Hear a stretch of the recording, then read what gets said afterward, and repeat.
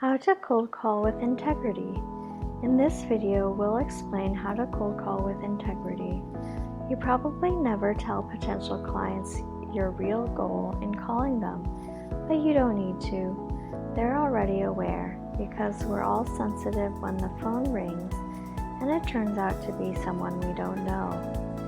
In the old traditional training, we learned the latest techniques for making a sale. We talk to prospects rather than with people, and we guide conversations along rather than letting them unfold naturally. The way we do this sometimes might even be called a bit manipulative. After all, we're relating to another person while holding an ulterior motive of making a sale. Where does honesty and integrity fit into this scenario?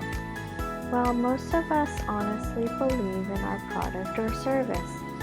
But beyond that, we carry a somewhat artificial persona when we're cold calling. We talk with people for the primary purpose of making a sale, and we're not really interested in them or their world. Doesn't this make you feel uneasy at times? So let's discuss some ways we've been trained in the traditional sales mindset that feel artificial and dehumanizing, and ways we can overcome them. 1. We intrude upon another person uninvited with the goal of making a sale. It's against our nature as human beings to create uncomfortable situations. We have a natural instinct for courtesy and connection. It's usually hard for us as regular people to call uninvited because on some level it feels discourteous. We can change that by changing our goal. What if our goal is not to make the sale, but to find out if we can help someone? This shift makes us more relaxed, and it keeps us in harmony with personal integrity. 2. We project ourselves as personable and friendly, while also holding an ulterior motive for making a sale. There's an inner conflict with integrity when we find ourselves using our connections with others for self-gain. So we can bring ourselves back into honesty and truthfulness by shedding ulterior motives entirely. We do this by focusing on whether we can provide something that will benefit the other person. We find out if they have a problem we may be able to solve. And if it turns out we can help with our product or service, we graciously accept the outcome. By being honest and not playing a role, we find ourselves really liking what we do. And when our ulterior motives are simply non-existent, people are more open to trusting us. 3. When we meet someone new, we immediately talk about ourselves and what we have to offer. It's actually not normal for us to start an interaction by launching into a self-focused monologue. As regular people, this just goes against our grain. Common courtesy dictates that initial conversations be dialogues, not monologues.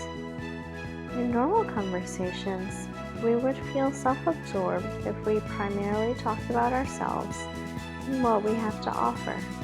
Yet in the traditional cold calling situation, it's an accepted norm. We've been trained to read a script, follow a strategy, or give a sales pitch. This really isn't the way we'd like to relate to people, but it's the way we've been taught.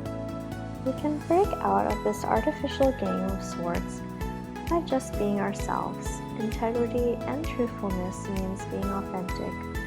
We begin cold calling conversations with a natural focus on the other person.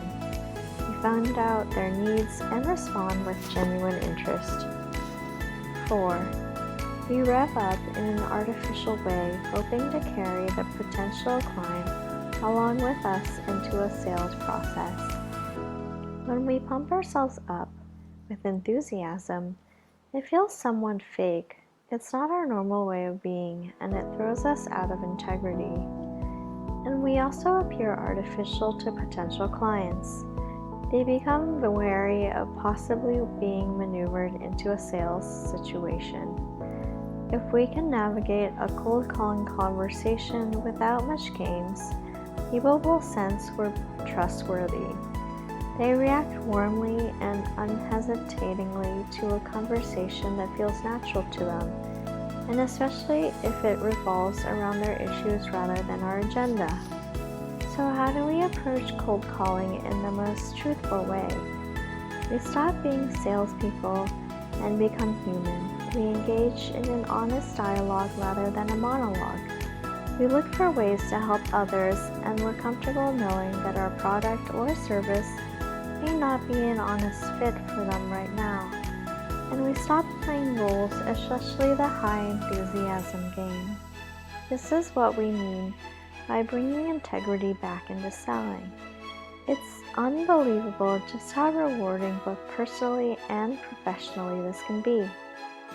Thank you for spending some time with Affluence Online. Make sure to like and subscribe to our channel so you never miss another video. We also handpick these videos that we recommend you watch next. Thanks for watching, and we'll see you back again soon.